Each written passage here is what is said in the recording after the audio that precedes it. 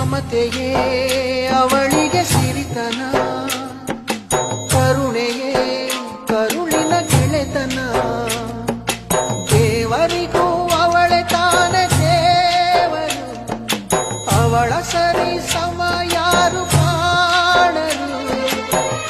ಅವಳ ಪ್ರೀತಿಯಲ್ಲಿ ಜಗವೇ ಬೆಳಗುವುದು. ಅಮ್ಮ ನಿನಗೂ ಮೊದಲು ಜಗದಲ್ಲಿ ಯಾರಮ್ಮ, ಹೆತ್ತವಳು ಯಾರಮ್ಮ, ಹೊತ್ತವಳು ಯಾರಮ್ಮ. ಅವಳಿದೆ ಅಮೃತದೇ ಉತ್ತರವು ಇದೆಯಮ್ಮ.